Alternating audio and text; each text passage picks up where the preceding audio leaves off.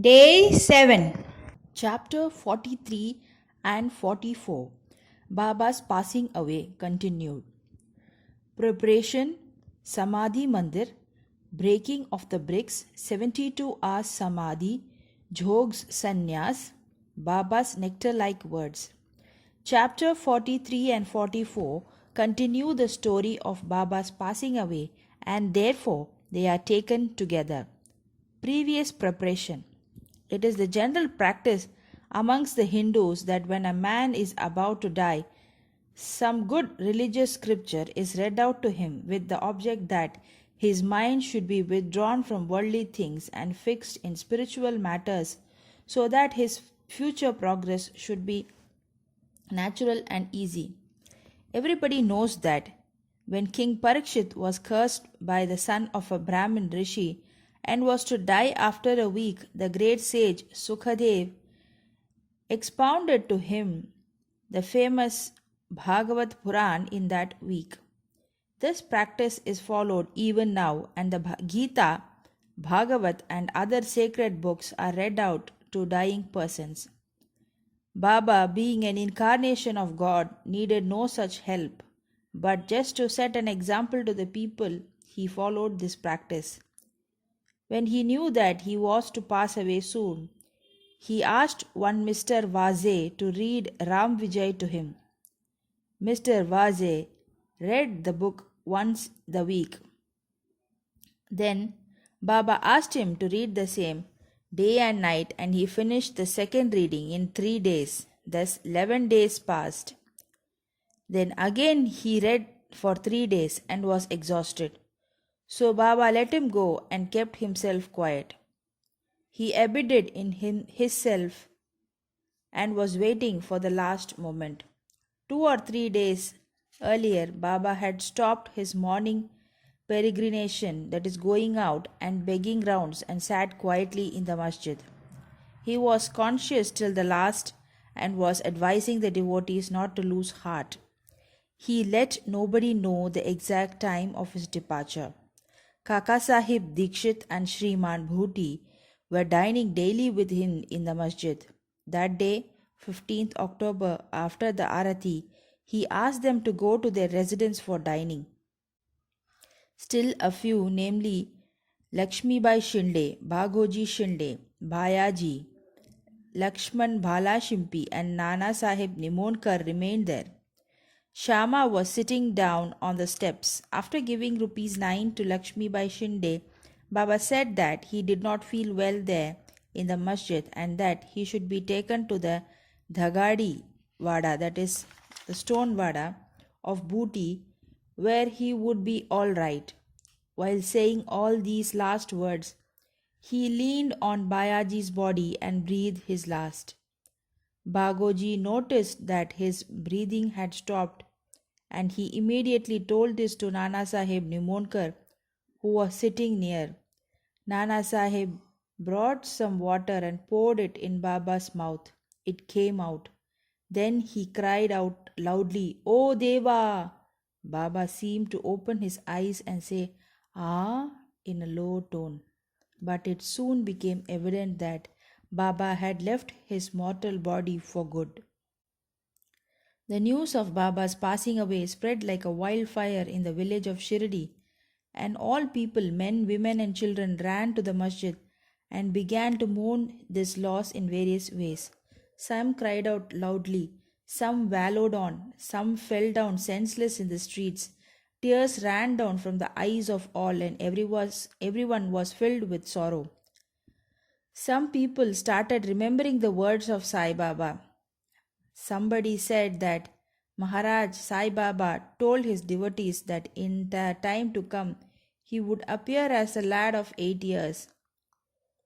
These are the words of a saint, and hence nobody should take doubt about them, because in the Krishna avatar, Chakrapani performed this very deed. Krishna appeared before Devaki in the prison as a lad of 8 years, who had bright complexion and who wielded weapons in his forearms. In that incarnation, he lightened the burden of the earth. This incarnation was for the uplift of his devotees. Then where is the reason for doubt? The ways of the saints are inscrutable. This contact of Sai Baba with his devotees is not only for one generation, but it is there for the last 72 generations. Generating such ties of love, it appears Maharaj has gone for tour, and the devotees had to firm belief that he will return soon. Then the question arose, how to lay Baba's body to rest? Some Mohammedans said the body should be interred in an open space and a tomb built over it. Even Kushal Chand and Amir Shakar shared this opinion.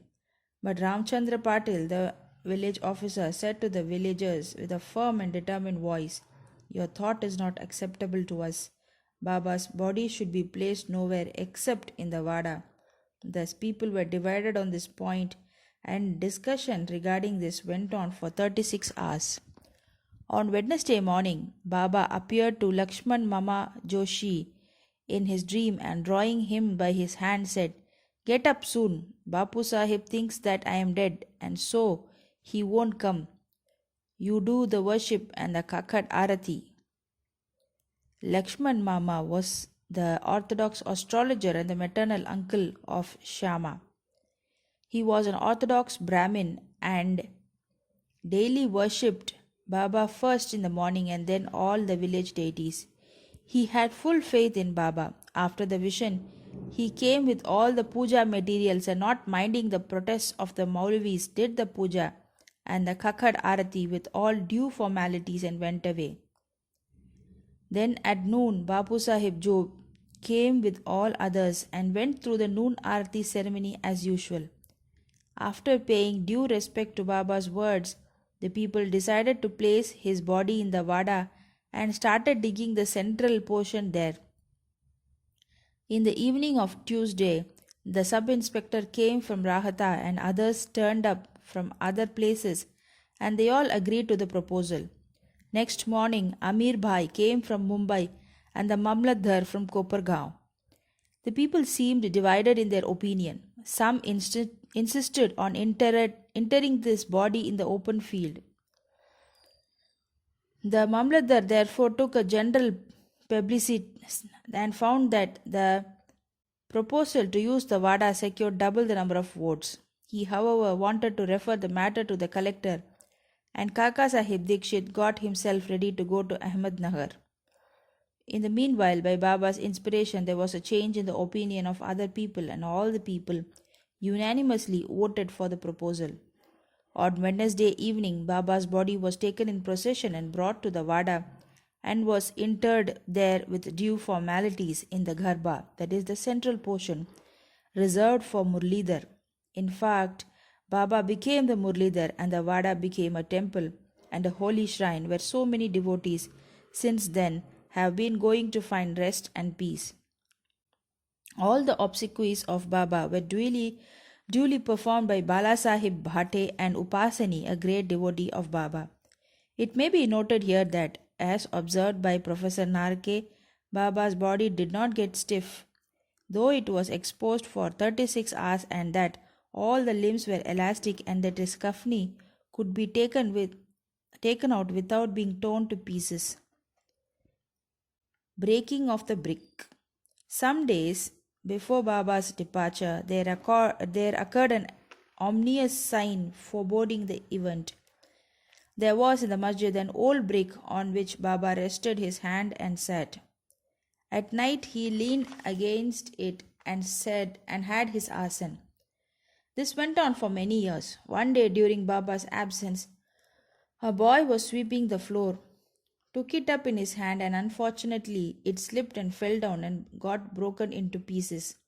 When Baba came to know about this, he bemoaned its loss, saying, "It is not the brick, but my fate that has been broken into pieces. It was my lifelong companion. With it I always meditated on the self. It was as dear to me as my life. It has left me today." Some may raise here a question. Why should Baba express his sorrow for such an inanimate thing as a brick? To this, Hemad Pant replies that Saints incarnate in this world with the express mission of saving the poor, helpless people, and when they embody themselves and act with the people, they act like them. That is, outwardly they laugh, play, cry like all other people, but inwardly they are wide awake to their duties and mission. 72 hours Samadhi. 32 years before this, that is in 1886 AD, Baba made an attempt to cross the border line. On a Margashirsha Purnami, full moon day, Baba suffered from a severe attack of asthma.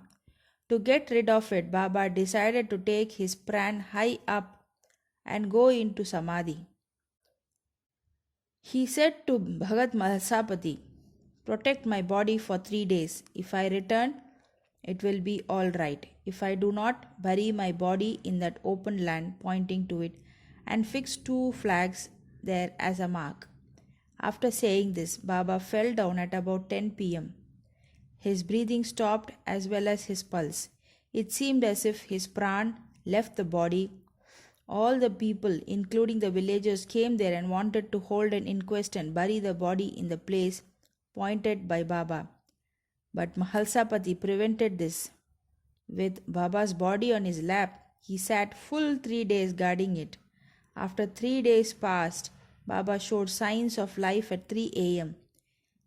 His breathing commenced, the abdomen began to move, his eyes opened, and stretching his limbs, Baba returned to consciousness again.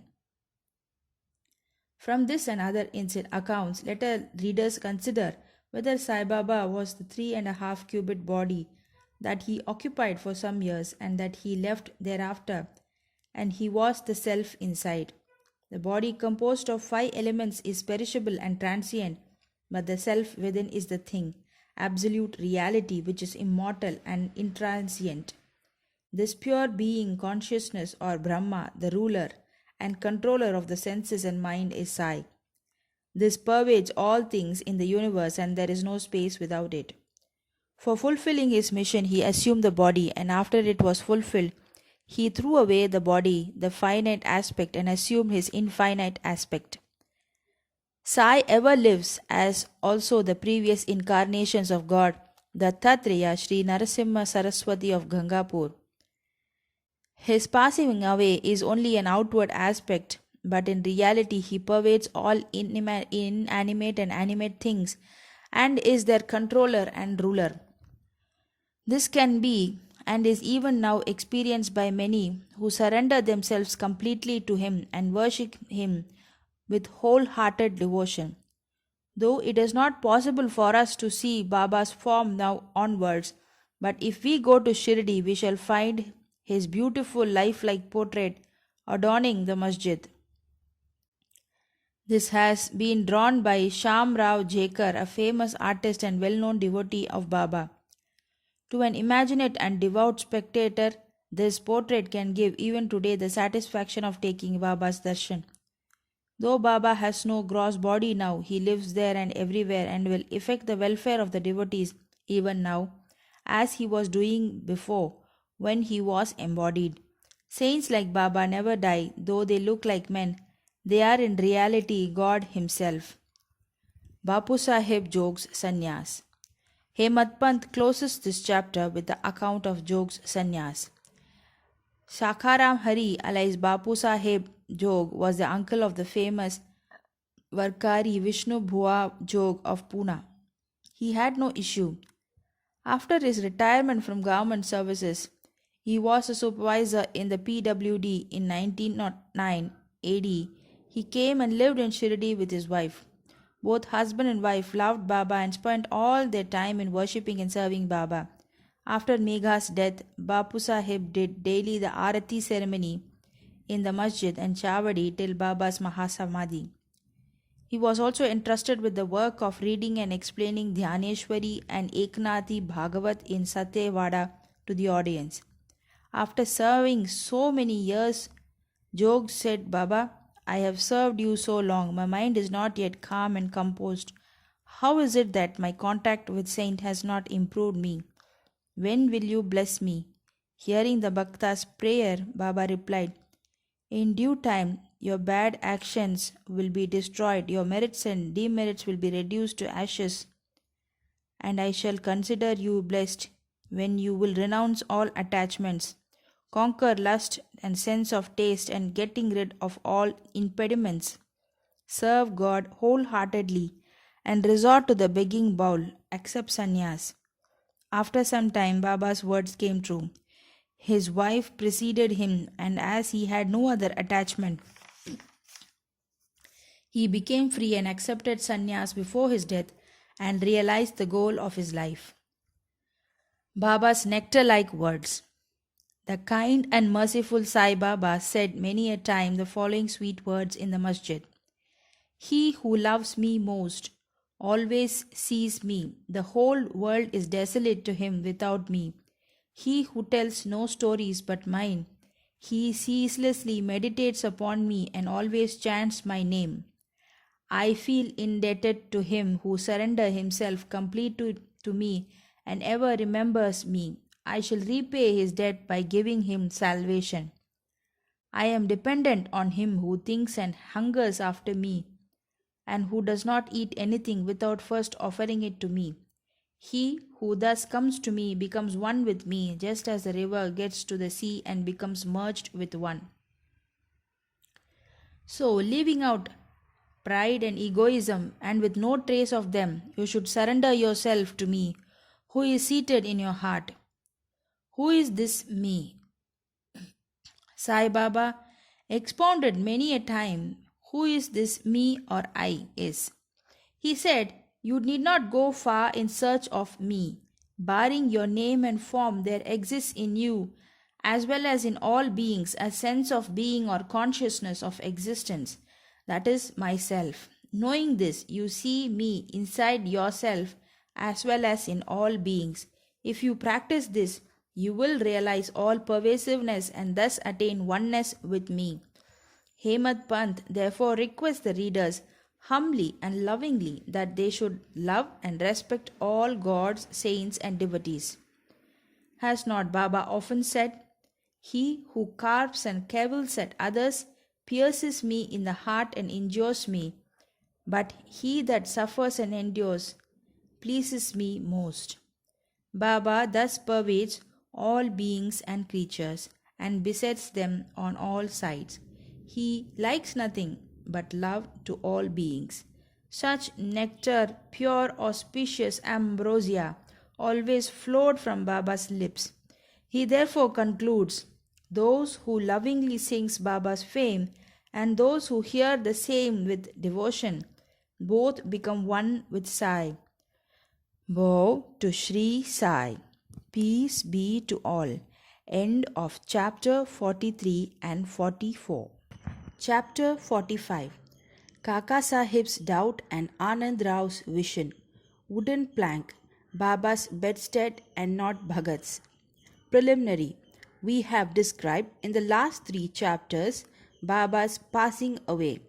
His physical or infinite form has no doubt disappeared from our view, but the infinite or the spiritual form, the spirit of Baba, ever lives.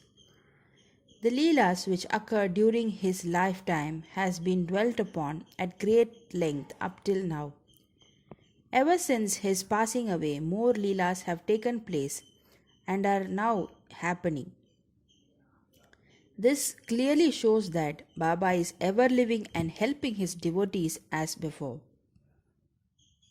The people who got the contact of Baba when he was living were indeed very fortunate.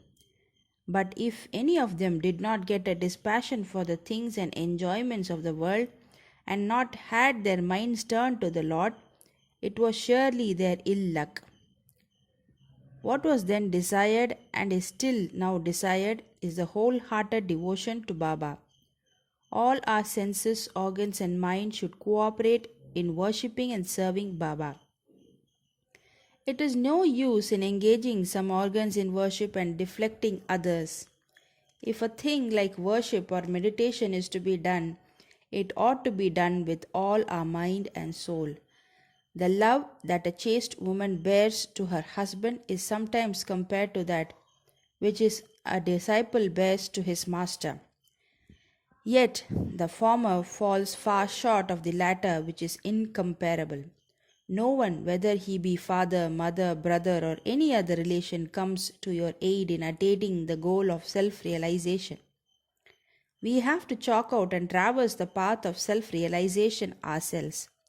We have to discriminate between the unreal and the real, renounce the things and enjoyments of this world, and control our senses and mind and aspire for a liberation only.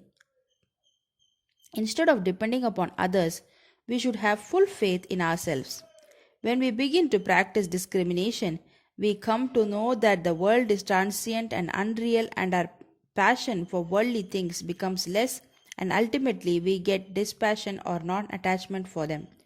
When we know that the Brahma, which is no other than Guru, is the sole reality, and as it transcends and besets the seeming universe, we begin to worship it in all creatures. This is the unitive bhajan or worship.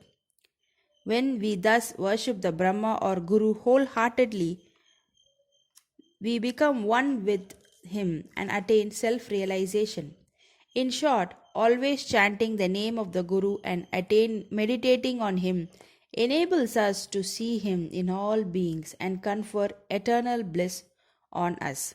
The following story will illustrate this. Kaka Sahib's doubt and Anand Rao's vision. It is well known that Sai Baba had enjoined Kaka Sahib Dikshit to read daily two works of Sri Eknath, Bhagavat and Bhavartha Ramayan. Kaka Sahib read these daily while Baba was living, and he followed the practice even after Baba's passing away. Once in Kaka Mahajani's house in Chowpatty, Mumbai, Kaka Sahib was reading Eknathi Bhagavat in the morning. Madhav Rao Deshpande alias Shama and Kaka Mahajani were then present and listening attentively to the portion read, namely the second chapter, 11th skanda of the book. Therein, the 9 Nathas or Siddhas of the Rishabha family, namely Kavi, Hari, Antariksha, Prabuddha, Pipalayan, Avirhotra, Durmil, Chamas, and Kara Bhajan, expounded the principles of Bhagavad Dharma to King Janak. The latter asked all the 9 Nathas most important questions, and each of them answered them satisfactorily. The first, that is Kavi, explained what is Bhagavad Dharma. Hari, the characteristics of the Bhakta. Antariksha, what is Maya. Prabuddha, how to cross Maya. Pipalayan, what is Parabrahma. Avirhotra, what is Karma. Dhurmil, the incarnations of God and their deeds. Chamas, how a non-devotee fares death. Karabhajan, the different modes of worship of God in different ages. The substance of all the exposition was that, in this Kali age, the only means of liberation was the remembrance of Hari or Guru's feet.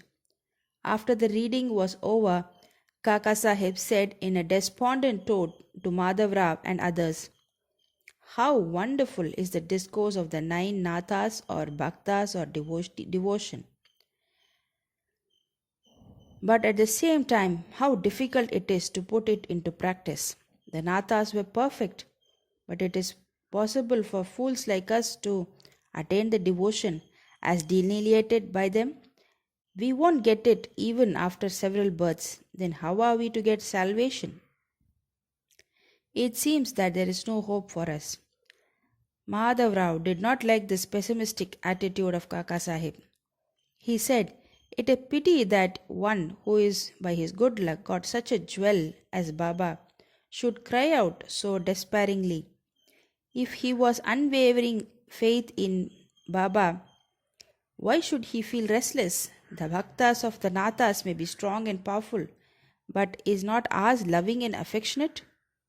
And has not Baba told us authoritatively that remembering and chanting Hari's and Guru's name confers salvation? Then where is the cause of fear and anxiety?" Kaka Sahib was not satisfied with Madhav Rao's explanation.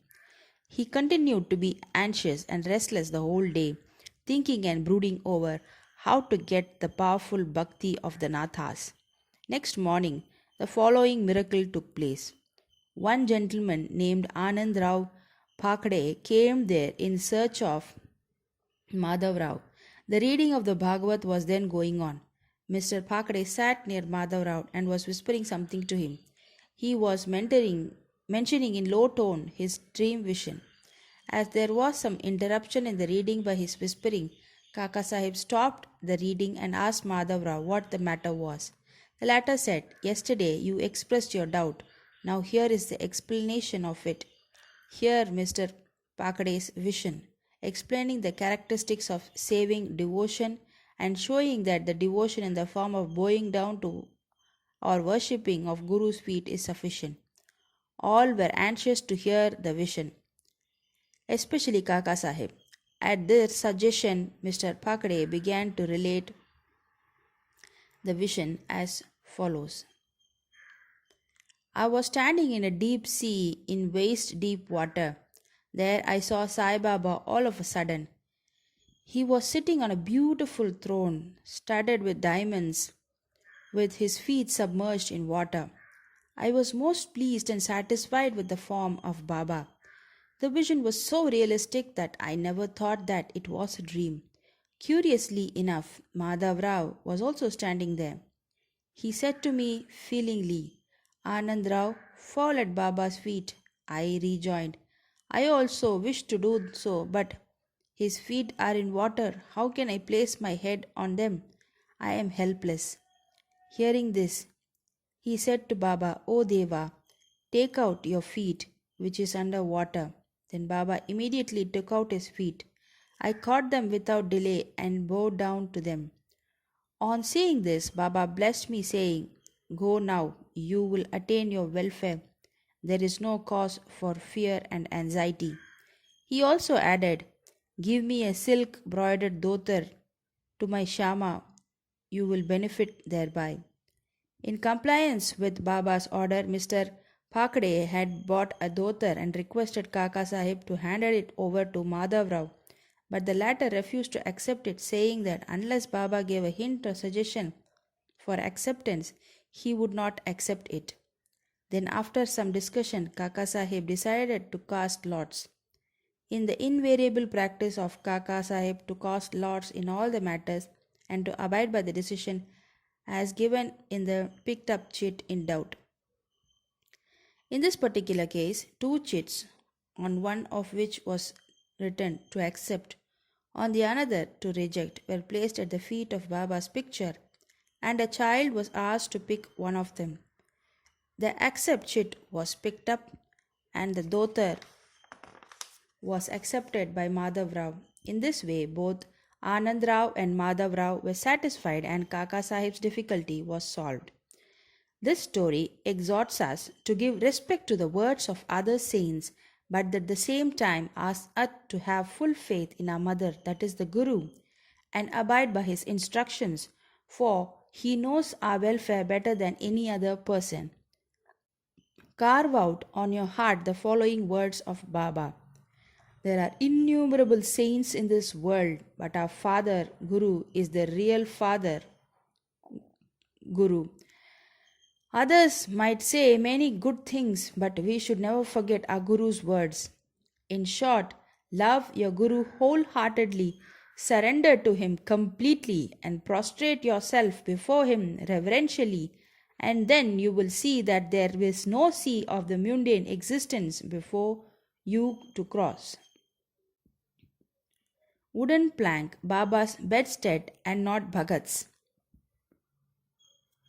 In his earlier days, Baba slept on a wooden plank, 4 arms in length and only a span in breadth, with panathis, earthen lamps, burning at all 4 corners.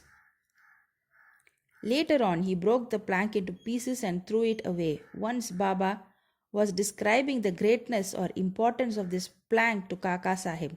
On hearing this, the latter said to Baba, "If you still love the wooden plank, I will again suspend or hang one in the masjid for you to sleep at ease." Baba replied, I won't like to sleep up, leaving Mahalsapati down on the ground. Then Kaka Sahib said, I will provide another plank for Mahalsapati too. Baba said, how can he sleep on the plank? It is not easy to sleep on the plank. He who can sleep with his eyes wide open can effect that. When I go to sleep, I often ask Mahalsapati to sit by my side, place his hands on my heart, and watch the chanting of the Lord's name there. And if he finds me sleepy, wake me up. He can't do even this. He himself gets drowsy and begins to nod his head.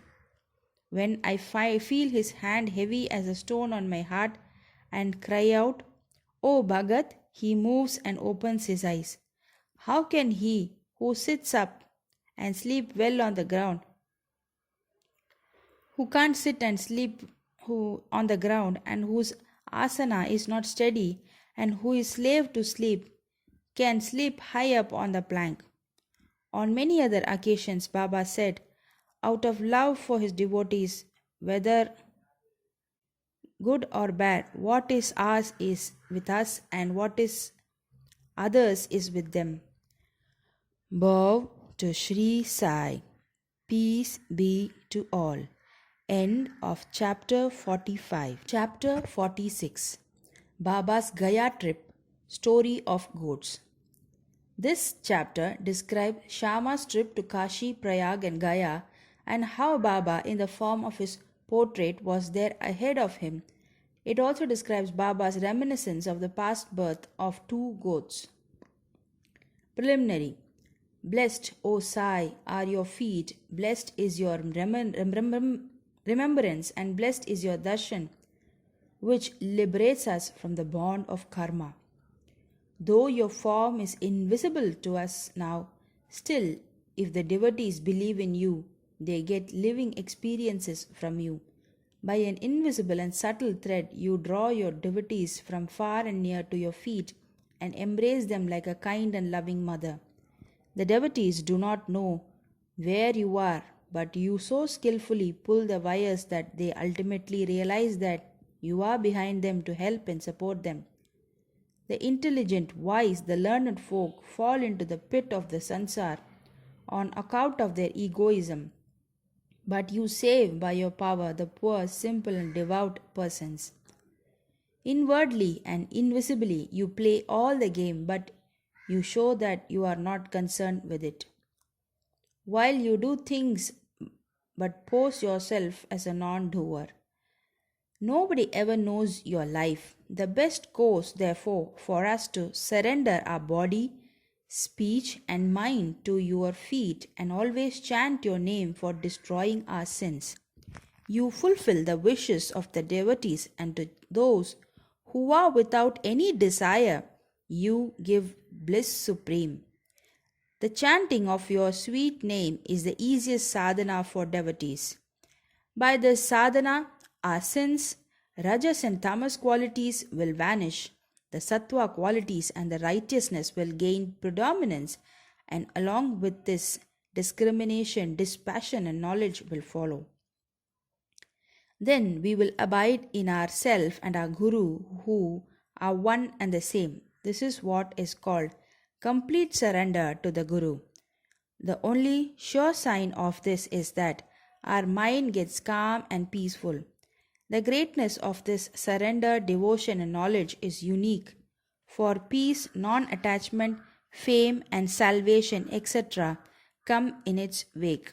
If Baba accepts a devotee, he follows him and stands by him day and night at his home or abroad. Let the devotee go anywhere he likes. Baba is there ahead of him in some form, in an inconceivable manner. The following story illustrates this. Gaya trip. Sometime after Kaka Sahib Dikshit was introduced to Sai Baba, he decided to perform the thread or Upanayan ceremony of his eldest son Babu at Nagpur. At about the same time, Nana Sahib Chandorkar decided to perform the marriage ceremony of his eldest son at Gwalior. Both Dikshit and Chandorkar came to Shirdi and lovingly invited Baba for these functions. Baba asked them to take Shama as his representative. When he was pressed to come in person, Baba told them to take Shama with them and said, "After doing Benares and Prayag, we should be ahead of Shama. Now mark these words, for they show Baba's all-pervasiveness." After taking the permission of Baba, Shama decided to go to Nagpur and Gwalior for these functions and ceremonies, and then to Kashi, Prayag and Gaya. Appa Kote made up his mind to accompany him. They both went to Nagpur for the thread ceremony. Kaka Sahib Dikshit gave Shama rupees 200 for his expenses. Then they went to Gwalior for the marriage ceremony, where Nana Sahib Chandorkar gave Shama rupees 100 and his Vyahi relative Mr. Jathar gave him also rupees 100. Then Shama went to Kashi and then to Ayodhya. He was well received in Jathar's beautiful temple of Lakshmi Narayan at Kashi and in the Ram Mandir at Ayodhya by Jathar's manager. They stayed for 21 days in Ayodhya and 2 months in Kashi. Then they left for Gaya. In the train, they felt little uneasy on hearing that plague was prevailing in Gaya. At night, they alighted at Gaya station and stayed in a dharmashala. In the morning, the Gayawala, the priest who arranges for the lodging and boarding of the pilgrims, came there and said, "The pilgrims have already started. You better make haste." Shama casually asked him whether there was plague in Gaya. "No," said the Gayawala. "Please come without any fear or anxiety and see yourself." Then they went with him and stayed in his house, which was a big and spacious vada. Shama was pleased with the accommodation provided to him, but what pleased him most was the big portrait of Baba fixed in the central and front portion of the building. On seeing this portrait, Shama was overwhelmed with emotion. He remembered Baba's words, namely, "After doing Kashi and Prayag, we would be ahead of Shama," and burst into tears. His hairs stood on end, his throat was choked, and he began to sob. The Gayawala thought that he was afraid of plague prevailing there and therefore was crying. But Shama inquired of him how he got Baba's portrait there. He replied that he had 200 or 300 agents working at Manmad and Puthambe for looking after the convenience of the pilgrims to Gaya, and from them he heard about Baba's fame. Then about 12 years ago he went to Shirdi and took Baba's darshan. There he was attracted by Baba's portrait hung in Shama's house, and with Baba's permission Shama gave it to him. This was the same portrait. Shama then remembered this incident. The Gayawala's joy knew no bounds when he learned that the same name Shama, who obliged him before, was his guest now. Then they both exchanged love and service and were most delighted and happy. The Gayawala gave him a royal welcome. He was a very rich man. He sat in a palanquin and made Shama ride an elephant and attended to all his comforts and conveniences. The moral of the story is that Baba's words came out true to the letter, and unbounded was his love towards the devotees. But leave this aside. He also loved all creatures equally, for he felt that he was one with them. The following story will illustrate this. 2 goats. Baba was once returning from Lendi when he saw a flock of goats. 2 of them attracted his attention.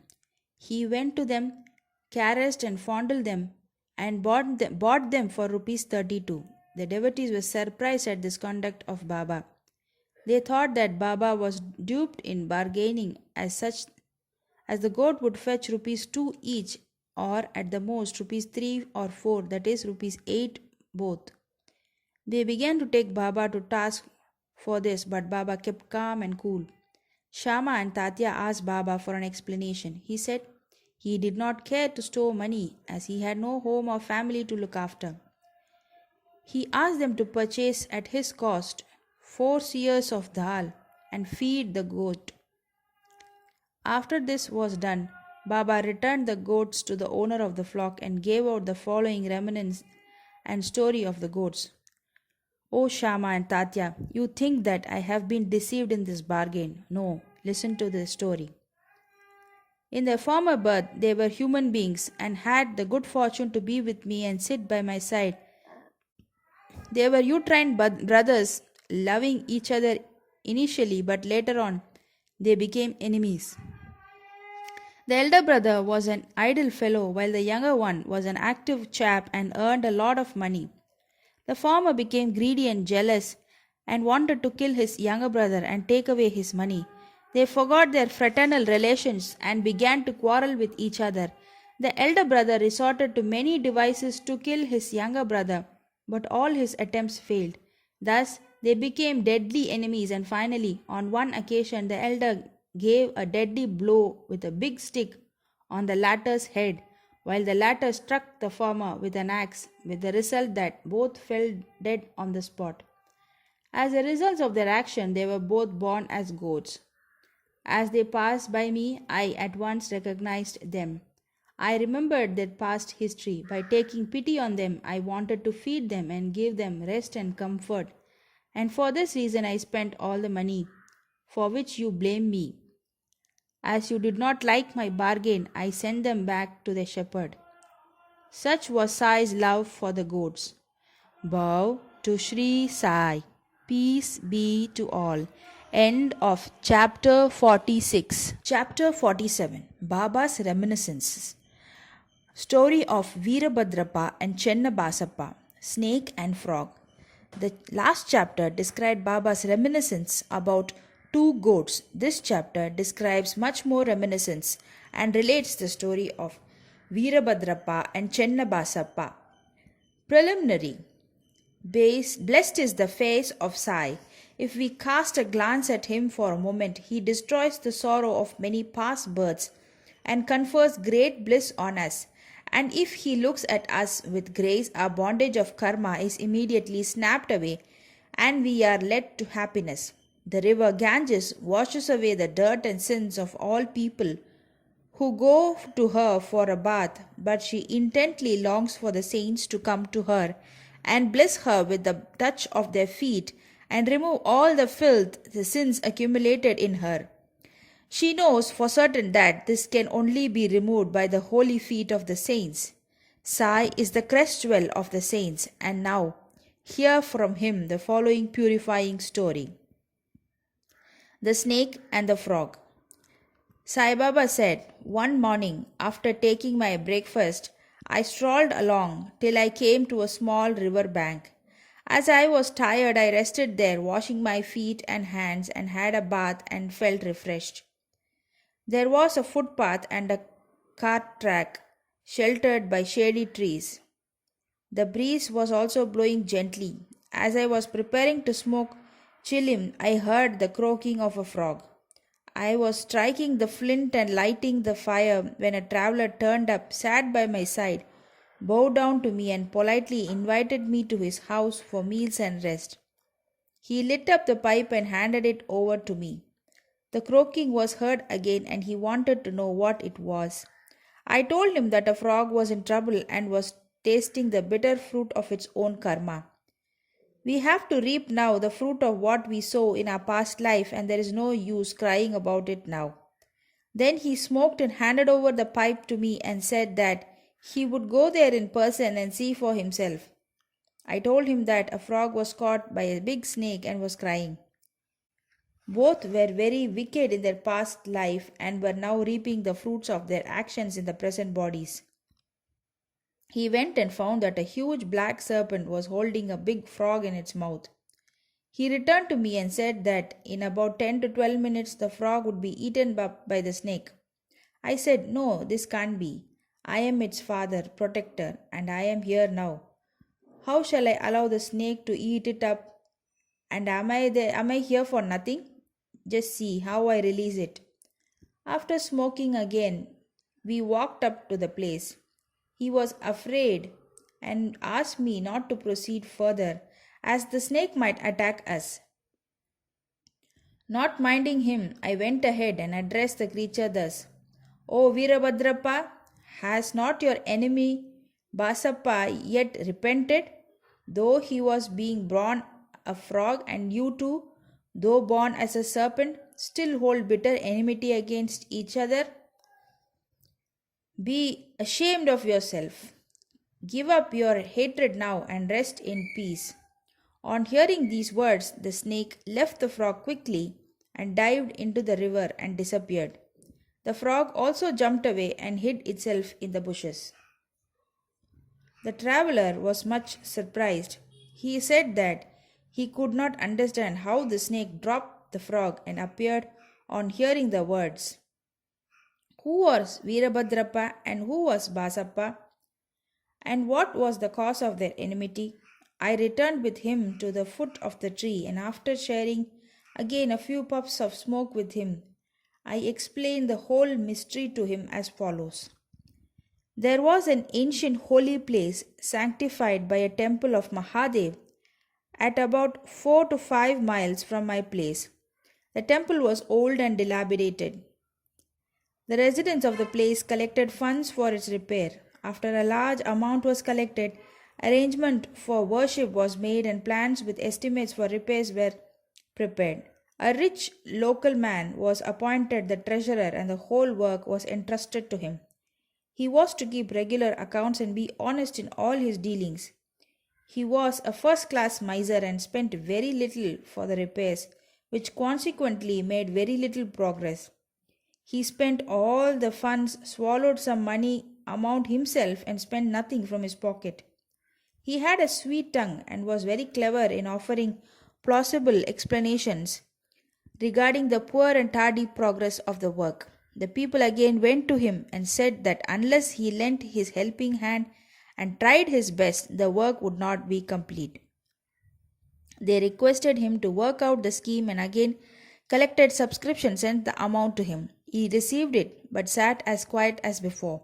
Without making any progress, after some days, God appeared in his wife's dream and said to her, You get up, build the dome of the temple. I will give you 100-fold of what you spend. She told this vision to her husband. He was afraid that it would involve him in expenses and therefore laughed it off, saying that that was a mere dream, a thing not to be relied and acted upon, or else why did not God appear to him in the dream and tell him about it?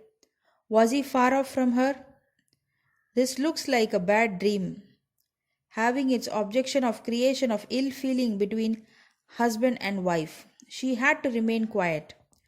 God does not like big subscriptions and donations collected against the wish of the donors, but he likes ever trifling amounts given with love, devotion, and gratitude.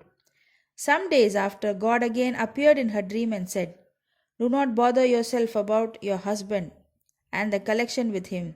Don't press him to spend any money for the temple. What I want is bhava and devotion. So give, if you like, anything of your own.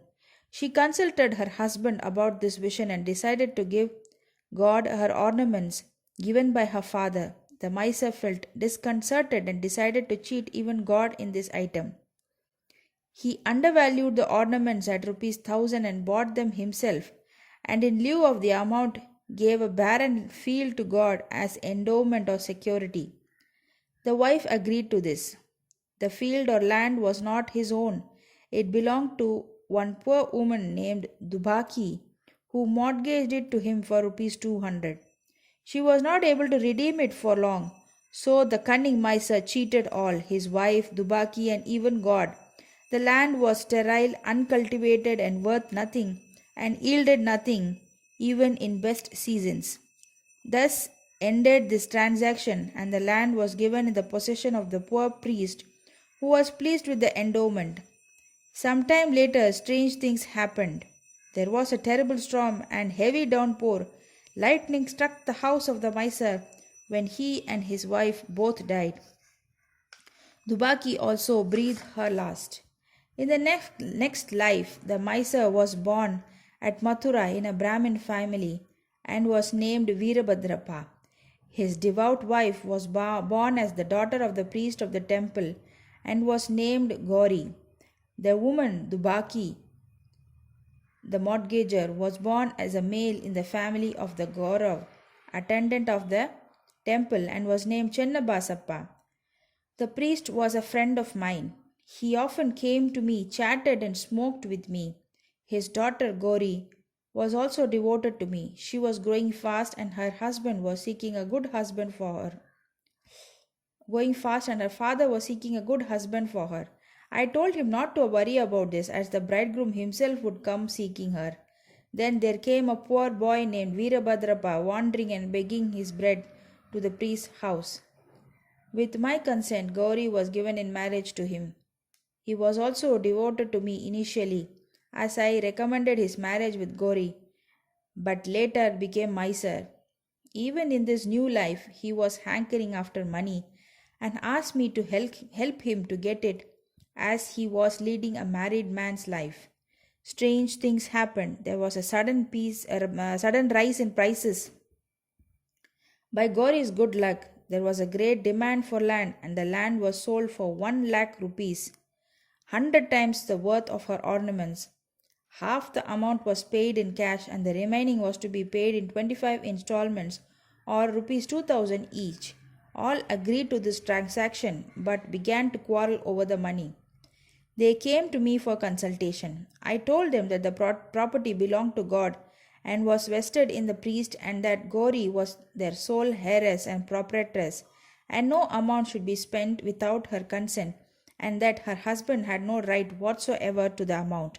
On hearing my opinion, Veerabhadrappa was wroth with me and said that I want to establish Gauri's claim and emblaze her property.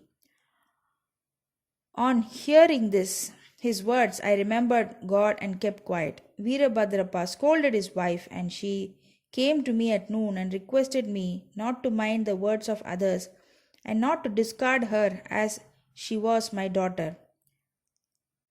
As she sought my protection, I gave her a pledge that I would cross 7 seas to help her. Then that night Gauri had a vision.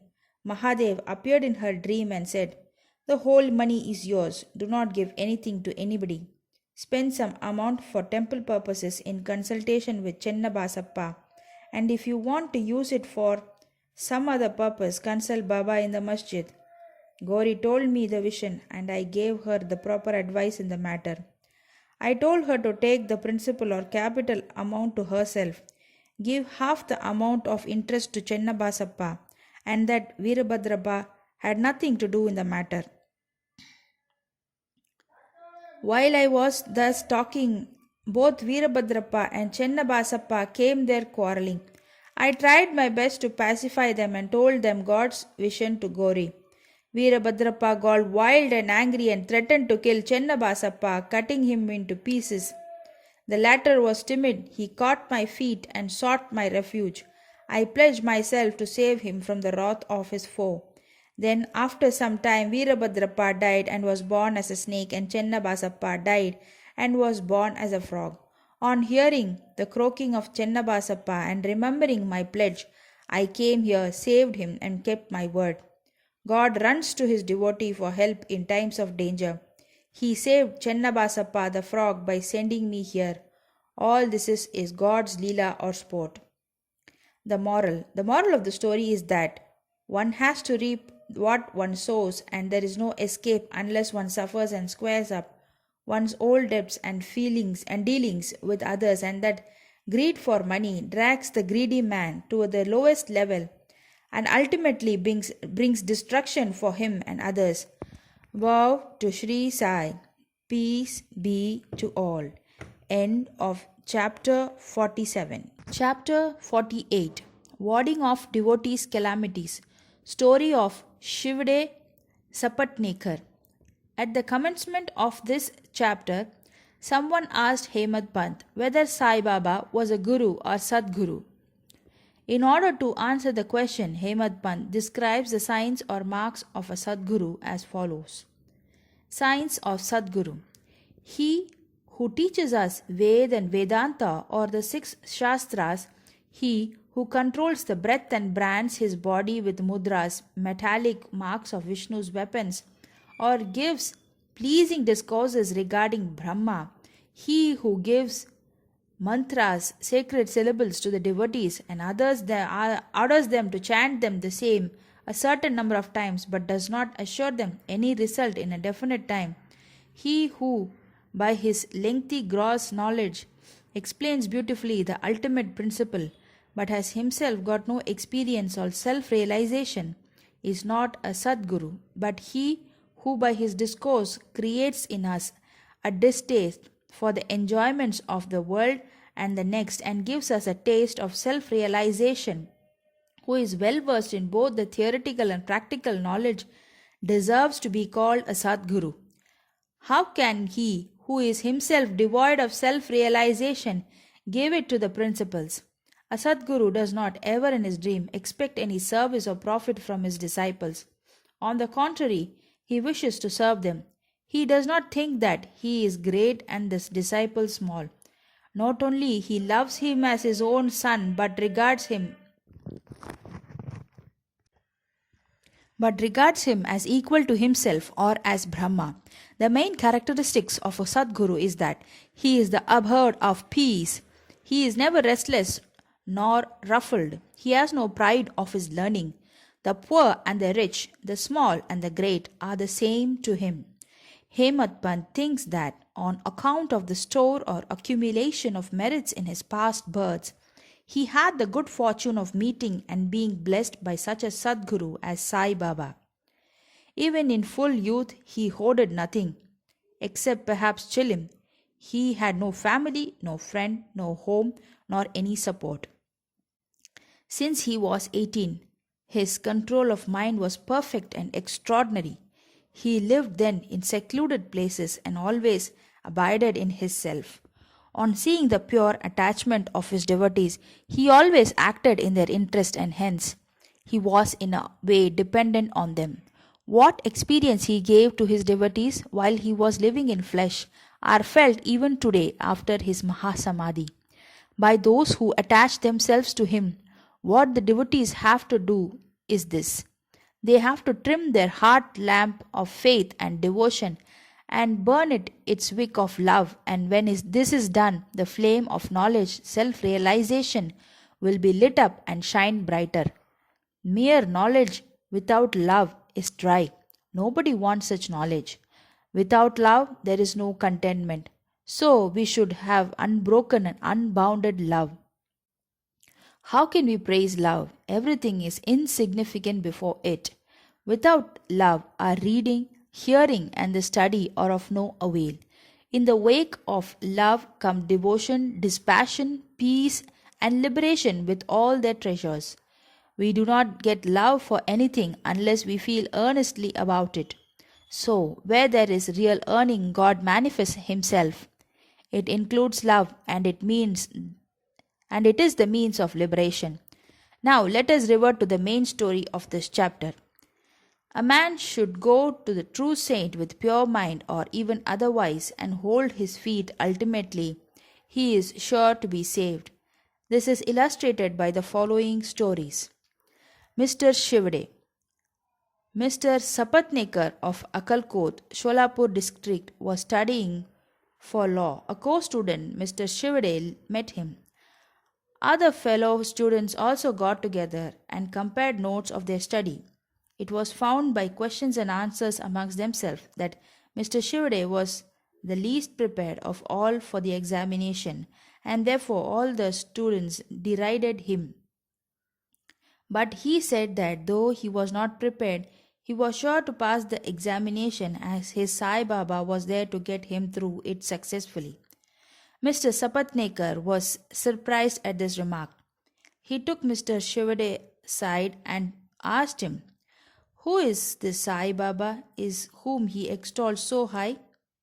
He replied, "There lives in a masjid in Shirdi, Ahmednagar district, a fakir. He is a great Satpurush. There may be other saints, but this one is unique. Unless there is a great store of merits on one's account, one can't see him. I fully believe in him, and what he says will never be untrue. He has assured me that I will pass definitely next year, and I am confident that I will get through the final examinations by his grace." Mr. Sapatnekar laughed at his friend's confidence and jeered at him and Baba Sapatnekar's. Mr. Sapatnekar passed his exam, settled at Akalkot, and practiced as a pleader there. 10 years after this, that is in 1913, he lost his only son, on account of a throat disease. This broke his heart. He sought relief by making a pilgrimage to Pandharpur, Gangapur, and other holy places. He got no peace of mind. Then he read Vedanta, which also did not help him. In the meanwhile, he remembered Mr. Shivade's remarks and his faith in Baba, and he thought that he too should go to Shirdi and see Baba.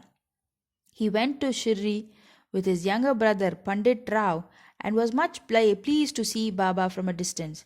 When he went near and prostrated himself and placed a coconut before Baba with feelings of devotion, the latter at once cried out, "Get away!" Sapatnekar hung down his head, moved back, and sat aside. He wanted to consult somebody who would advise him to proceed. Somebody mentioned Bala Shimpi's name. Sapatnekar saw him and sought his help. They bought Baba's photo and came with them to the masjid. Bala Shimpi took a photo in his hand, gave it to Baba, and asked him whose photo it was. Baba said that this photo was the Yar, lover of him, pointing to Sapatnekar. Saying this, Baba laughed and all others joined. Bala asked Baba the significance of the laugh and beckoned Sapatnekar to come forward and take darshan. When Sapatnekar began to prostrate himself, Baba again cried, "Get out!" Sapatnekar did not know what to do. Then they both joined their hands and sat before Baba praying. Baba finally ordered Sapatnekar to clear out immediately. Both were sad and dejected. As Baba's order had to be obeyed, Sapatnekar left Shirdi with a heavy heart, praying that he should be allowed to take darshan next time. Mrs. Sapatnekar, 1 year elapsed. Still his mind was not at peace. He went to Gangapur where he felt more restless. Then he went to Madeghaon for rest and finally decided to go to Kashi.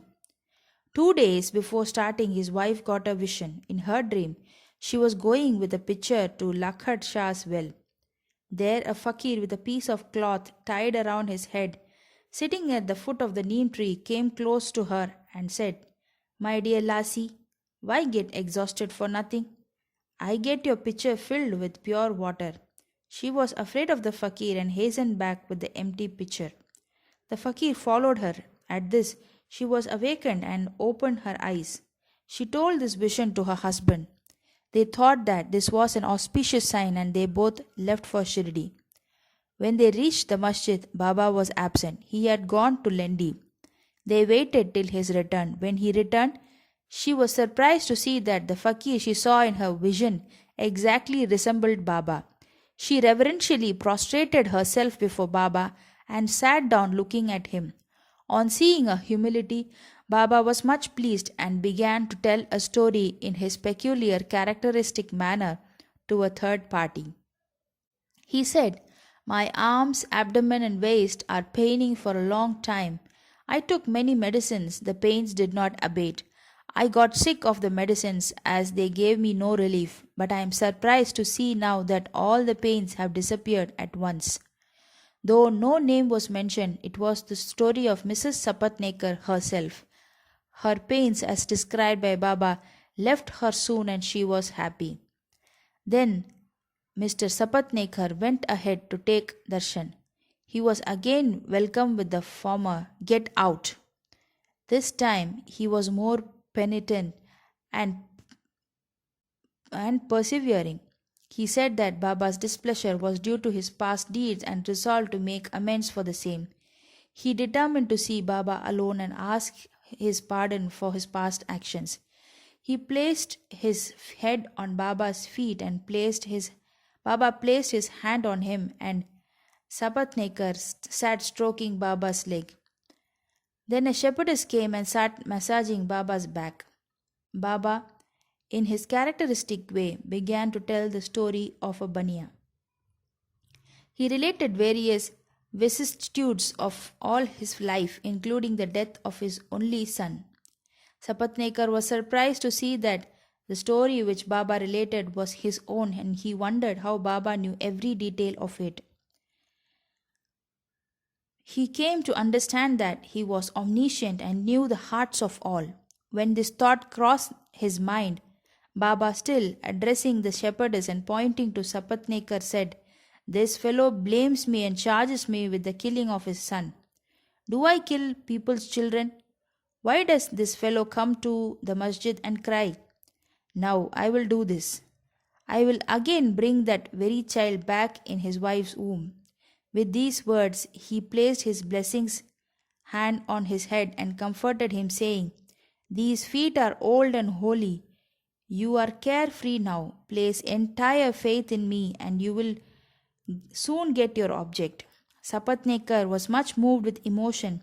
He bathed Baba's feet with his tears and then returned to his residence. Then he made preparations for worship and Naivedya and came with his wife to the masjid. He offered all this to Baba and accepted prasad from him. There was a crowd in the masjid and Sapatnekars went there and saluted Baba again and again. On seeing heads clashing against heads, Baba said to Sapatnekar, "Oh, why do you prostrate yourself now and then? One namaskar offered with love and humility is enough." Then Sapatnekar witnessed that night the Chavadi procession described before. In that procession, Baba looked like a veritable Pandurang of Vittal. At the parting next day, Sapatnekar thought that he should first pay 1 rupee as dakshina. If Baba asked again, instead of saying no, he should pay one more, reserving with such sufficient amount as expenses for the journey. When he went to the masjid and offered 1 rupee, Baba asked for another one as per his intention, and it was paid. And when it was paid, Baba blessed him, saying, "Take the coconut, put it in your wife's oti, upper fold of her sari, and go away without the least anxiety." He did so, and within a year a son was born to him, and with an infant of 8 months the couple came to Shirdi, placed him at Baba's feet, and prayed thus, "O Sainath, we do not know how to redeem your obligations. Therefore we prostrate ourselves before you. Bless us, poor helpless fellows. Henceforth let your holy feet be our sole refuge." Many thoughts and ideas trouble us in waking and dream states, so turn away our minds from them to your bhajan and bless them. The son was named Murlidhar. 2 others, Bhaskar and Dinkar, were born afterwards. The Sapatnekar couple thus realized that Baba's words were never untrue and unfulfilled. Bow to Sri Sai. Peace be to all. End of chapter 48. Chapter 49. Stories of Hari Kanoba, Somadev Swami, Nana Sahib Chandorkar. Preliminary. When even the Vedas and the Puranas cannot sufficiently praise Brahma or Sadguru, then how can we, ignorant, describe our Sadguru, Sri Sai Baba? We think that it is better for us to keep quiet in this matter. In reality, the observance of the vow of silence is the best way of praising the Sadguru. But the divine qualities of Sai Baba makes us forget our vow of silence and inspire us to open our mouth. Tasteful dishes lose their taste if there is no company of friends and relatives to partake the dishes with us. But when they join us, the dishes acquire additional flavor. The same is the case with the Sai Leelamrit, the nectar in the form of Sai's Leelas. This nectar we cannot partake alone. Friends and brothers have to join us. The more, the better. It is Sai Baba himself who inspires these stories and gets them written as he desires. Our duty is to surrender completely to him and meditate on him. Practicing penance is better than pilgrimage, vow, sacrifice, and charity. Worshipping Hari is better than penance, and meditation on the Sadguru is the best of all. We have therefore to chant Sai's name, think over his sayings in our mind, meditate on his form, feel true love for him in the heart, and do all our actions for his sake. There is no better means than this for snapping in the bondage of this sansar. If we can do our duty on our part as stated above, Sai is bound to help and liberate us. Now we revert to the stories of this chapter. Hari Kanoba. A gentleman of Mumbai named Hari Kanoba heard from his friends and relatives many Leelas of Sai Baba. He did not believe them as he had a doubting mind. He wanted to see Baba himself, so he came to Shirdi with some Mumbai friends. He wore a lace bordered turban on his head and a new pair of sandals on his feet. On seeing Baba from a distance, he thought of going to him and prostrating himself before him. He did not know what to do about his new sandals. After going to some corner in the open courtyard, he placed them there and went in the masjid and had Baba's darshan. He made a reverential bow to Baba, took udhi and prasad from Baba, and returned. He made a reverential bow to Baba, took udhi and prasadam from Baba, and returned. When he reached the corner, he found to his utter dismay that his sandals had disappeared. He searched for them in vain and returned to his lodging very much dejected. He bathed, offered worship and nevedya, and sat down for meals. But all this while he was thinking about nothing but his sandals. After finishing his meals, he came out to wash his hands when he saw a Maratha boy coming towards him. He had held in his hand a stick, at the end of which was hanging a pair of new sandals.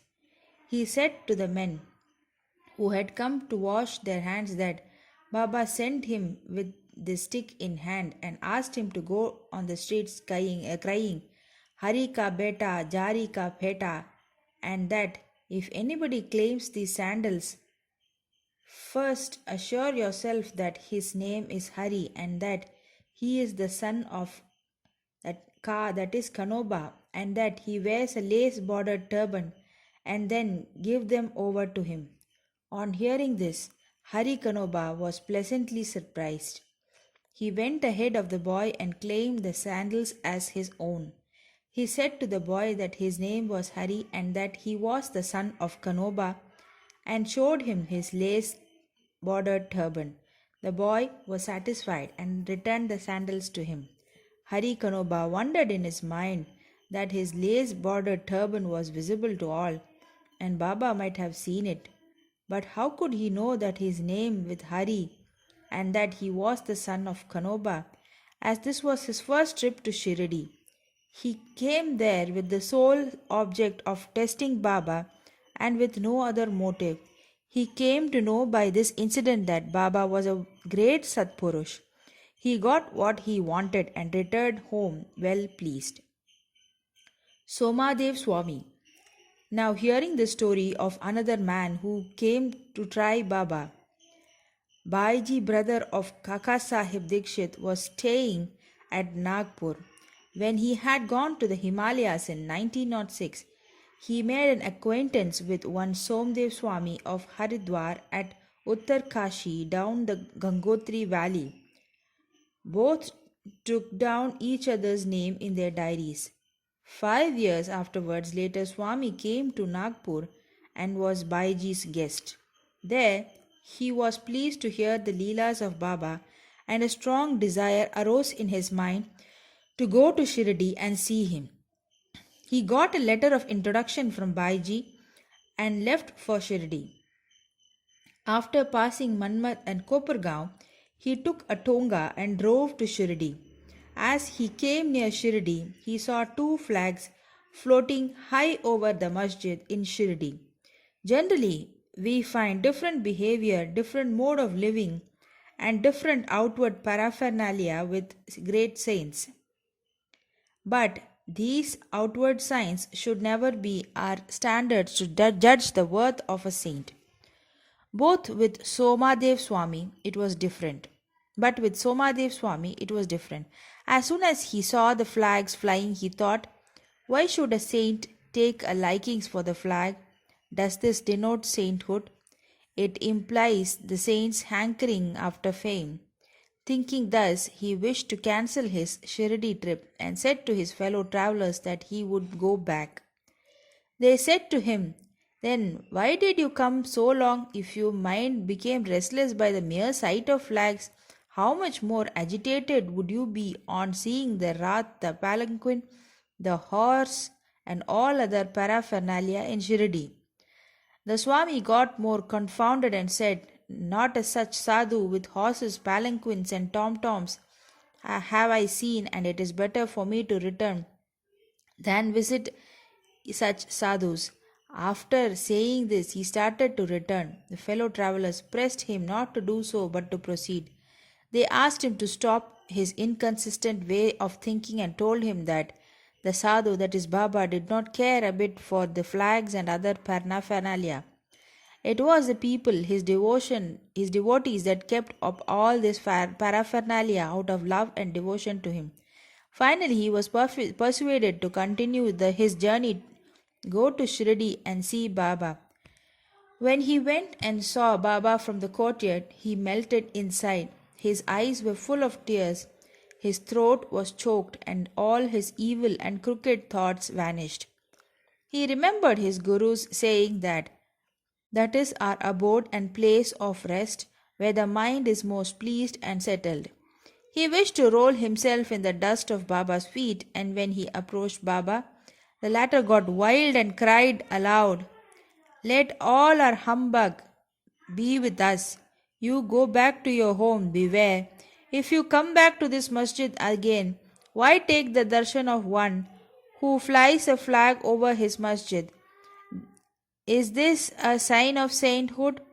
Remain here not a moment. The Swami was taken aback by surprise. He realized that Baba had his heart and spoke it out. He realized that Baba read his heart and spoke it out. How omniscient he was. He knew that he was least intelligent and that Baba was noble and pure. He saw Baba embracing somebody, touching someone with his hand, comforting others, staring kindly at some, laughing at others, giving Udi Prasad to some, and thus pleasing and satisfying all. Why should he alone be dealt so harshly? After thinking seriously, he came to realize that Baba's conduct responded exactly to his inner thought, and that he should take a lesson from this and improve, and that Baba's wrath was a blessing in disguise. It is needless to say that later on his faith in Baba was confirmed and he became a staunch devotee of Baba. Nana Sahib Chandorkar. Hemad Pant concludes this chapter with the story of Nana Sahib Chandorkar. When Nana Sahib was once sitting in the masjid with Mahalsapati and others, a Mohammedan gentleman from Bijapur came with his family to see Baba. On seeing veiled ladies with him, Nana Sahib wanted to go away, but Baba prevented him from doing so. The ladies came and took the darshan of Baba. When one of the ladies removed her veil in saluting Baba's feet, Nana Sahib, who had a glimpse of her face, was so much smitten with her beauty that he wished to see her face again. By knowing Nana's restlessness of mind, Baba spoke to him after the lady had left the place. Nana, why are you getting agitated in vain? Let the senses do their allotted work or duty. We should not meddle with their work. God had created this beautiful world, and it is our duty to appreciate its beauty. The mind will get steady and calm slowly. When the front door was open, why go by the back one? When the heart is pure, there is no difficulty whatsoever. Why should one be afraid of anyone if there be no evil thought in us? The eyes may do their work. Why should you feel shy and tottering? Shama was there and he could not follow the meaning of what Baba said. So he asked Nana about this on their way home. Nana told him about his restlessness at the sight of the beautiful lady, how Baba knew it and advised him about it. Nana explained Baba's meaning as follows: that our mind is fickle by nature and it should not be allowed to get wild. The senses may get restless, the body, however, should be held in check and not allowed to be impatient. Senses run after objects of desire, but we should not follow them and crave for them. By slow and gradual practice, restlessness can be conquered. We should not be swayed by the senses, though they cannot be completely controlled. We should curb them rightly and properly according to the need of the occasion. Beauty is the subject of sight. We may fearlessly look at the beauty of objects. There is no room for shyness or fear. Only we should never entertain evil thoughts, making the mind desireless. Observe God's works of beauty. In this way, the senses will be easily and naturally controlled, and even in enjoying objects, you will be reminded of God. If the outer senses are held in check, and if the mind be allowed to run after objects and be attached to them, our cycle of births and death will come to an end. With discrimination, Viveka, as our charioteer, we will control the mind and shall not allow the senses to go astray. With such a charioteer, we reach the Vishnupada, the final abode, our real home, from where there is no return. Bow to Sri Sai. Peace be to all. End of chapter 49. Chapter 50. Stories of Kaka Sahib Dikshit, Sri Tembe Swami, Balaram Durandar. Chapter 50 of the original Satcharitra has been incorporated in chapter 39 as it dealt with the same subject matter. Now chapter 51 of the Satcharitra has been treated here as chapter 50. This chapter gives the stories of Kaka Sahib Dikshit, Sri Tembe Swami and Balaram Durandar. Preliminary. Victory be unto Sai, who is the mainstay of the Bhaktas, who is our Sadguru, who expounds the meaning of the Gita and who gives us all power. O Sai, look favorably on us and bless us all. The sandalwood trees grow on the Malaya mountains and ward off heat. The clouds pour their rainwater and thereby cool and refresh all the people. The flowers blossom in the spring and enable us to worship God therewith. So, the stories of Sai Baba come forth in order to give solace and comfort to the readers. Both those who tell and those who hear the stories of Baba are blessed and holy. It is a well-established fact that though we try hundreds of means or sadhanas, we do not attain the spiritual goal of life unless a Sadguru blesses us with his grace. Hear the following story in illustration of this statement. Kaka Sahib Dikshit, 1864 to 1926. Mr. Hari Sitaram, alias Kaka Sahib Dikshit, was born in 1864 in Awadh Nagar in the Brahmin family at Khandwa, Central Province. His primary education was done at Khandwa, Hinganghat, and secondary education at Nagpur. He came to Mumbai for higher education and studied first in the Wilson College and then in the Elphinstone College. After graduation in 1883, he passed his LLB and solicitor's examination and then served in the firm of the government solicitors Messrs. Little and Co. and then after some time started a solicitor's firm of his own. Before 1909, Sai Baba's name was not familiar to Kaka Sahib, but after that he soon became his great devotee. While he was staying at Lonawala, he happened to see his old friend, Mr. Nana Sahib Chandorkar. Both spent some time in talking about many things. Kaka Sahib described to him how while he was boarding a train in London, he met with an accident in which his foot slipped and was injured. Hundreds of remedies gave him no relief. Nana Sahib then told him that if he wished to get rid of the pain and lameness of his leg, he should go to his Sadguru Sai Baba. He also gave him all the particulars of Sai Baba and mentioned to him Sai Baba's dictum: I draw to me my man from far off or even across the seven seas like a sparrow with a string fastened to its feet. He also made it clear to him that if he was not Baba's man, he would not be attracted to him and given darshan. Kaka Sahib was pleased to hear all this and said to Nana Sahib that he would go to Baba, see him and pray to him to cure not so much his lame leg but bring round his lame fickle mind and give him eternal bliss. Some time after, Kaka Sahib went to Ahmednagar and stayed with Sirdhar Kaka Sahib Mirikar in connection with securing votes for a seat in the Mumbai Legislative Council. Mr. Balasahib Mirikar, son of Kaka Sahib Mirikar, who was a Mamlatdar of Kopargaon, also came at that time to Ahmednagar in connection with a horse exhibition there. After the election business was over, Kaka Sahib Dikshit wanted to go to Shirdi, and both the Mirikars, father and son, were also thinking about a fit and proper person as a guide with whom he should be sent there.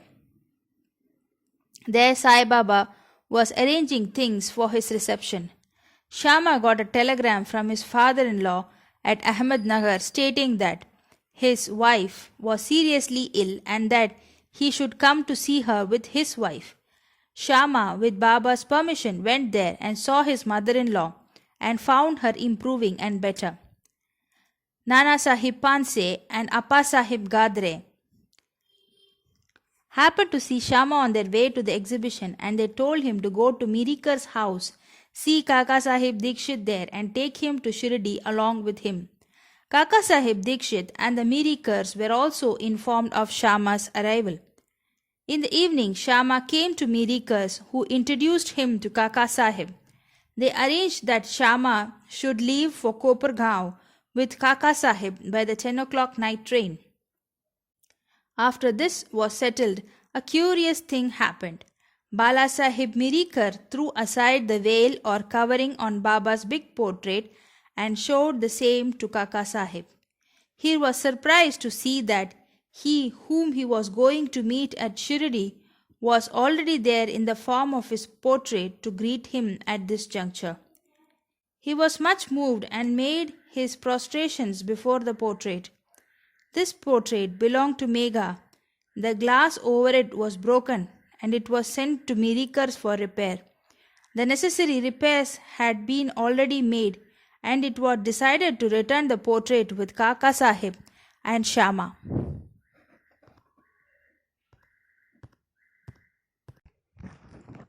Before 10 o'clock, they went to the station and booked their passage. But when the train arrived, they found that the second class was overcrowded and there was no room for them. Fortunately, the guard of the train turned out to be an acquaintance of Kaka Sahib, and he put them in the first class. Thus they travelled comfortably and alighted at Kopargaon. Their joy knew no bounds when they saw and there Nana Sahib Chandorkar, who was also bound for Shirdi.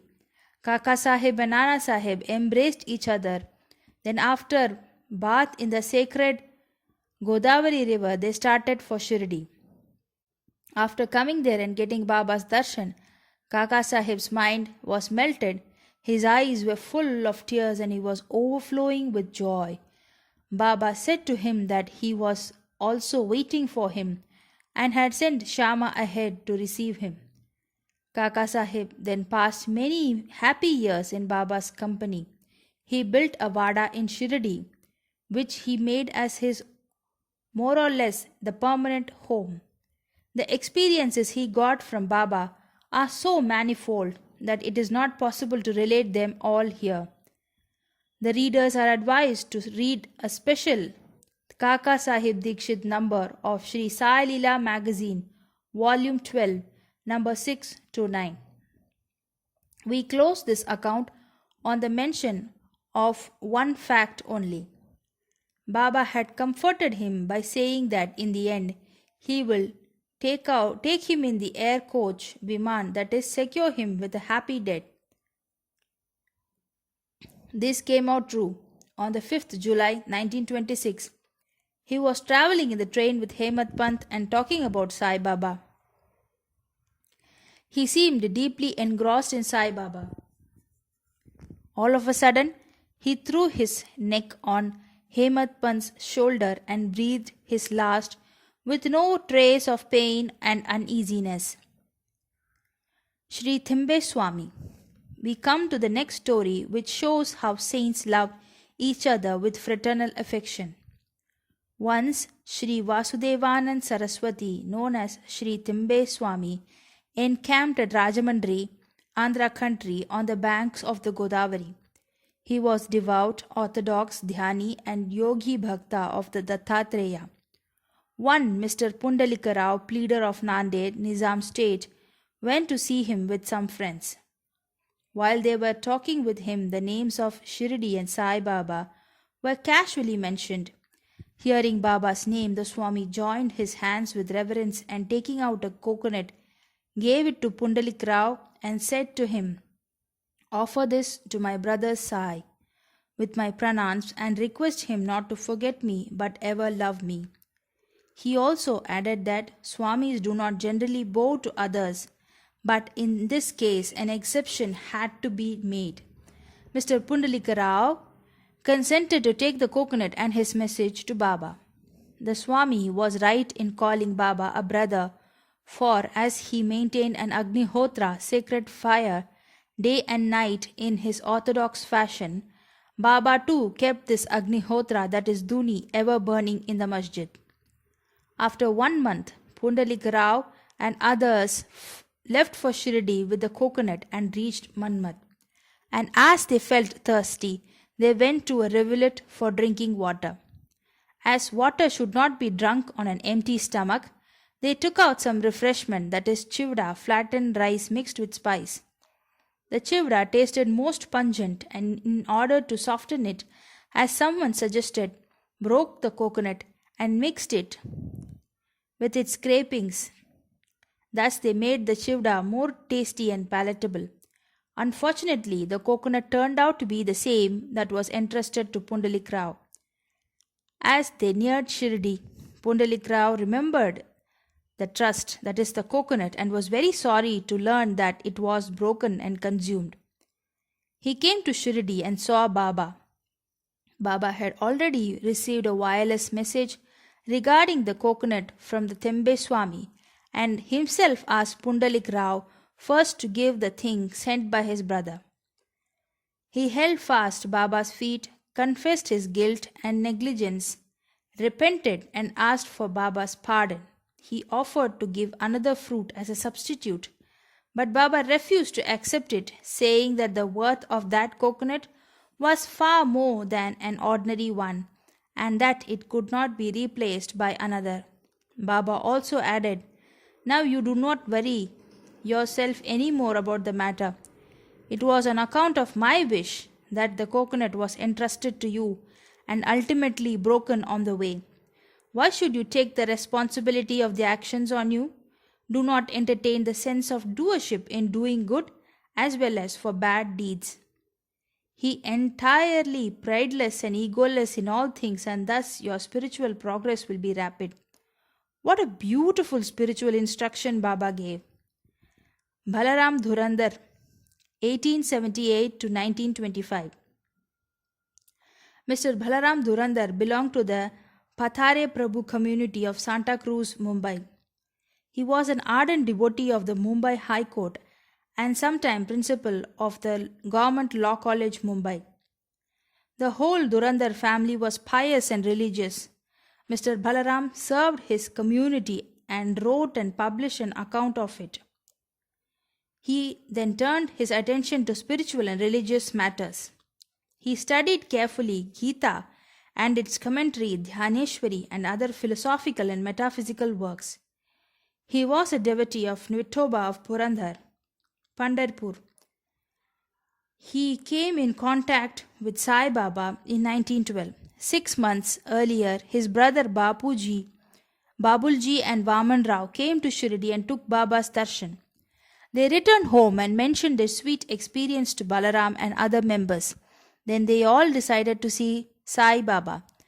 Before they came to Shirdi, Baba declared openly that too many of the Darbar people are coming. The Durandar brothers were astonished to hear this remark of Baba from others, as they had not given any previous intimation of their trip. All other people prostrated themselves before Baba and started talking with him.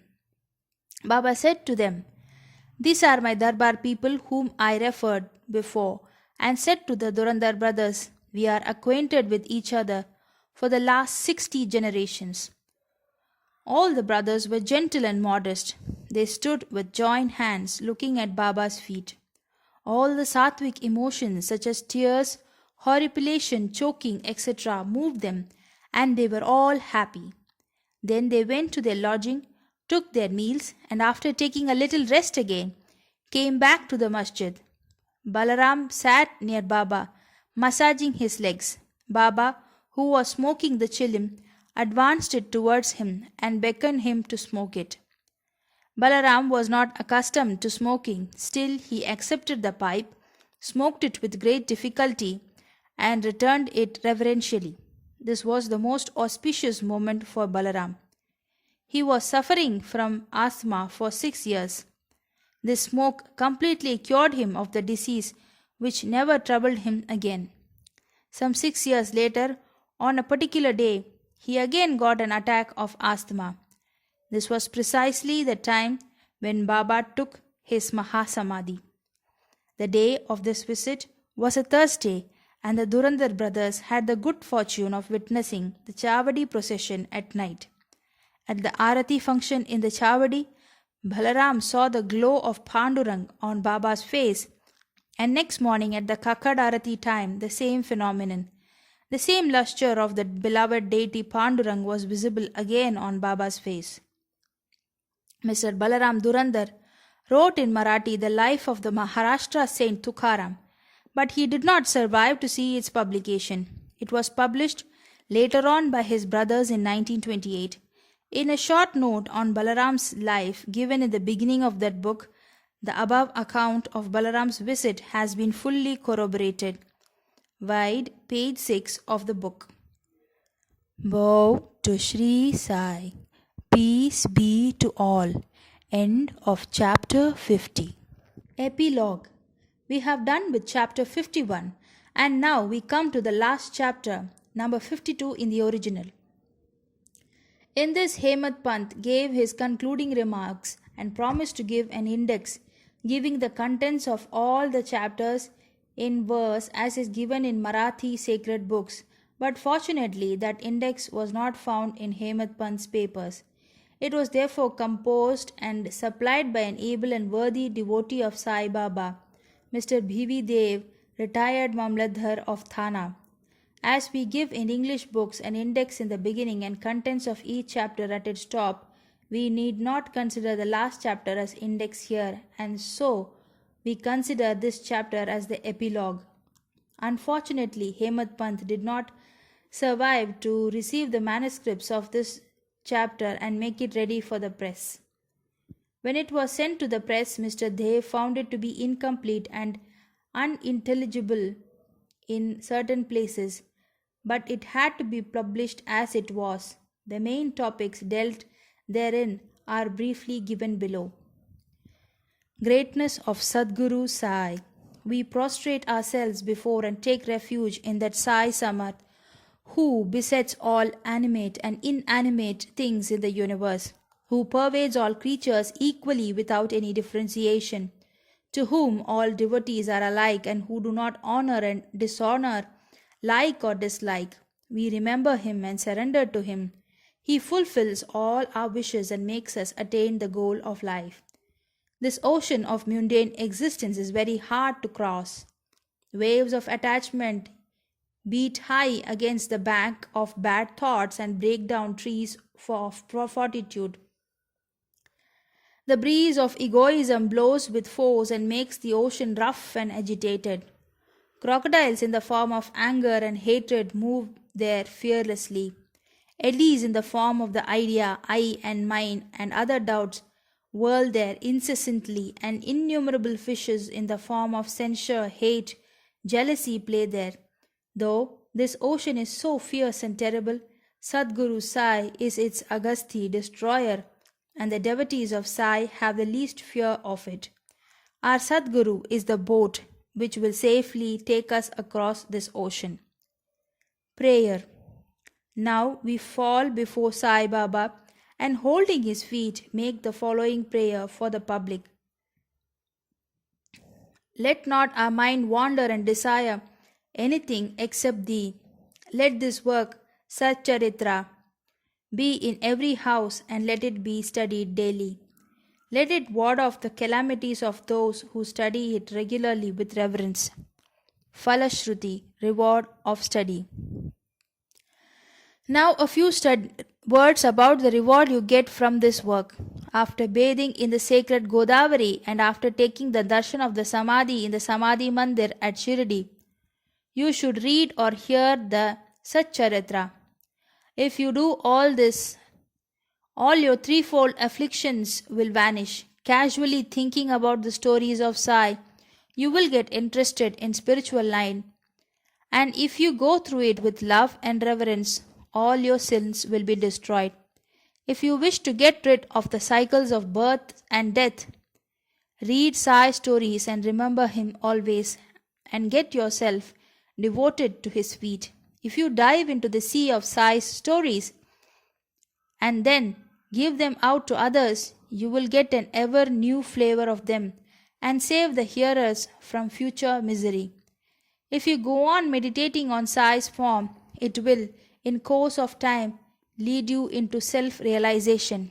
It is very hard to know or realize the nature of self of Brahma.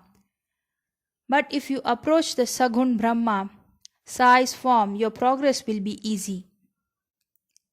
If the devotee completely surrenders himself to him, he will lose his individual ego and be merged in him and be with him as the river becomes one with the sea. If you thus become merged with him in any of the three states, namely waking, dream and sleep, you get rid of the bond of sansar.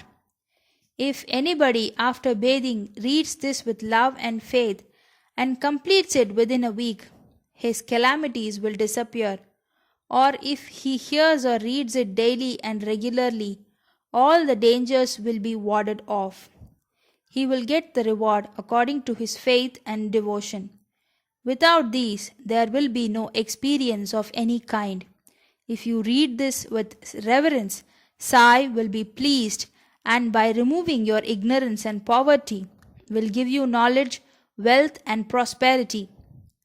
With concentrated mind, if you read a chapter daily, it will give you unbounded happiness. One who has his own welfare at heart should study it carefully, and then he will be ever remember Sai gratefully and joyfully in birth after birth. This work should be read at home, especially on Guru Purnima, Ashada full moon day, Gokulashtami, Ram Navami and Dashera, Baba's Punyatithi. If you study this one book carefully, all your desires will be fulfilled, and if you always remember Sai's feet in your heart, you will easily cross the bhava, worldly illusions, bhavasagar. By its study, the diseases and the sick will get health, the poor wealth, the mean and afflicted the prosperity, and the mind will get rid of all futile ideas and get steadiness.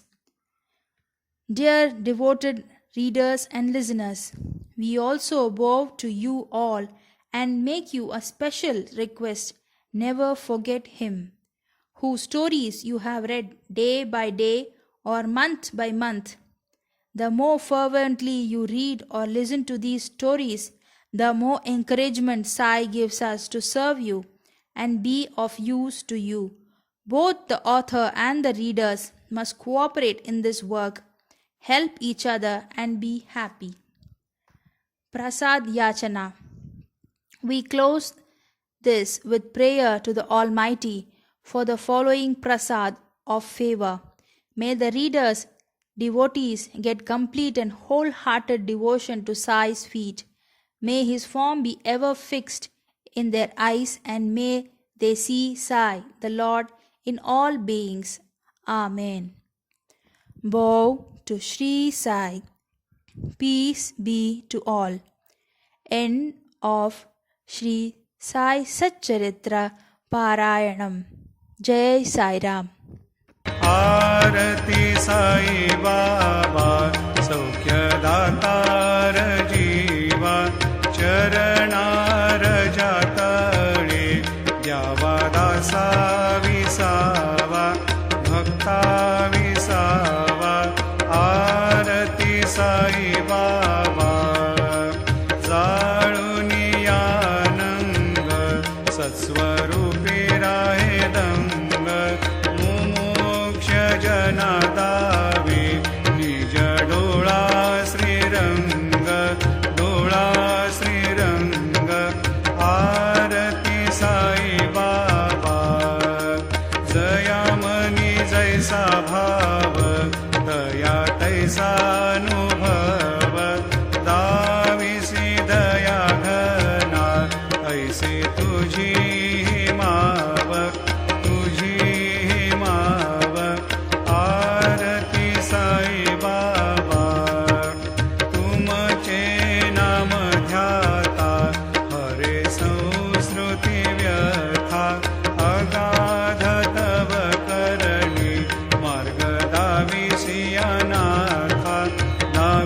दाविसियानाथा आरती साई बाबा कलियुगी अवतार सगुण परब्रह्म साचार अवतीर्ण झालासे स्वामी दत्त दिगंबर दत्त दिगंबर आरती साई बाबा आठा दिवसा गुरुवारी भक्त करी तिवारी प्रभु पद पाहवया भव भय निवारी भय निवारी आरती साई बाबा माझा निज द्रव्य ठेवा तव चरण रज सेवा मागणे जियाता तुम्हा देवाधिदेवा देवाधिदेवा आरती साई बाबा इच्छित दिन चातक निर्मल तोय निज सुख पाजावे माधवाया सांभाळा आपुली भाग आपुली भाग आरती साई बाबा सौख्यदातार जीवा चरणार जातळी द्यावा दासा विसावा भक्ता विसावा आरती साई बाबा करचरण कृतं वा कायजं कर्मजं वा श्रवणनयनजं वा मानसं वा अपराधं विहितमविहितं वा सर्वमेतत्क्षमस्व जय जय करुणाब्धे श्री प्रभो साईनाथ श्री सच्चिदानंद सद्गुरु साईनाथ महाराज की जय